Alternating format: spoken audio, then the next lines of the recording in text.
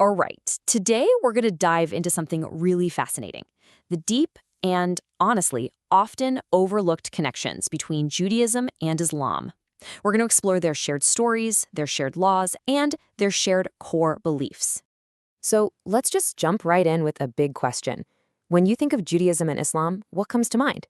Do you see them as siblings with a common history, or more like total strangers? As we're about to see, the real story is, well, it's pretty surprising. And to even begin to answer that, we've got to go right back to the beginning, to the absolute foundation of both faiths, this shared, uncompromising belief in one single, indivisible God. And what's so interesting is when you look at the language.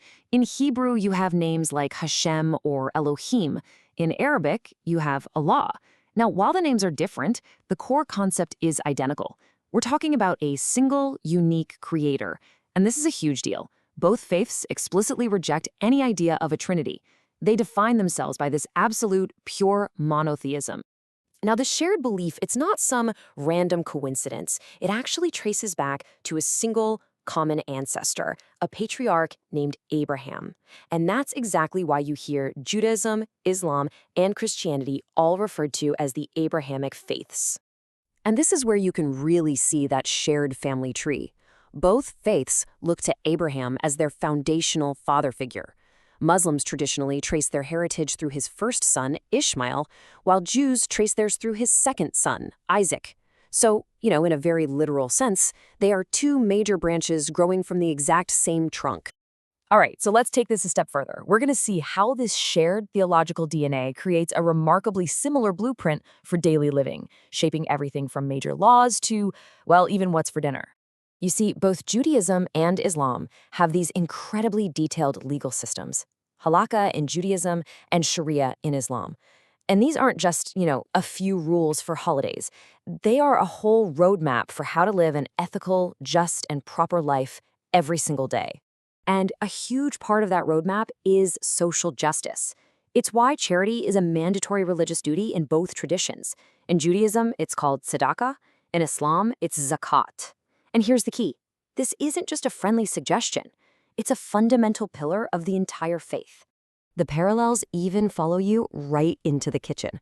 Both faiths have strict dietary codes. You've probably heard of them: kashrut or kosher for Judaism and halal for Islam. And get this, both prohibit eating pork, and both require animals to be slaughtered in a specific ritual way that involves invoking God's name. The rules are so similar that many Islamic scholars actually say kosher meat is totally fine to eat. It counts as halal. And here's the thing: these parallels are absolutely everywhere. I mean, just think about it. You've got prescribed daily prayers. You have sacred periods of fasting for spiritual reflection, like Yom Kippur and Ramadan. Even practices like male circumcision, which traces all the way back to Abraham, and ritual washing before you pray. These aren't just minor overlaps. These are the core rituals that shape the rhythm of daily life for millions of people. So beyond the laws and the rituals, both faiths draw wisdom from the exact same well of sacred stories. They revere so many of the same prophets. It's almost like they're reading from the same library of faith. Okay, so I have a question for you. Take a second and think about this. Who do you think is the most frequently mentioned prophet in Islam's holy book, the Quran? A lot of people's first guess is Muhammad. But the answer, and this blows a lot of people away, is Moses, or Musa in Arabic. That's right. The single most important figure in the Jewish Torah is also the most referenced prophet in the Quran. I mean, if that one fact doesn't tell you how deep these connections run, I don't know what will. So let's dig into another amazing story that they both share. And this one stars their common ancestor, Abraham. In both Jewish and Islamic tradition, there's this story of a young Abraham getting fed up with his community's idol worship. So he goes into the temple and smashes all the statues. Well, all of them except for the biggest one. So naturally, the townspeople are furious, right? They confront him and demand to know who did this. But Abraham's response? Well, it's just brilliant. He just points to the axe that he left in the big idol's hand and basically says, "Hey, don't ask me, ask him what happened." It's this perfect, powerful illustration of the core of monotheistic belief, that these man-made objects have no real power.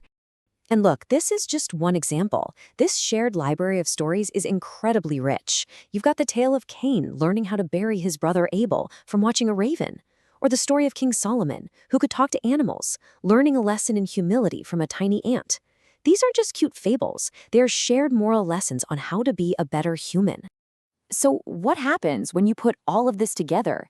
The theology, the laws, the stories? Well, you start to see that they're all pointing in the same direction. They're all building a shared moral compass. And maybe, just maybe, nothing shows this better than one profound, powerful idea. The idea that to save a single human life is like saving the entire world. This concept, it's written in almost the exact same words in both the Jewish Talmud and the Islamic Quran. It's just this incredible testament to a deeply shared core value about the sanctity of life. Okay, so what does all of this mean? What's the big takeaway here?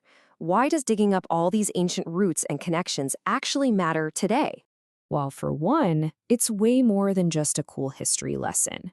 Recognizing these deep commonalities is actually a vital tool for building bridges right now in our world.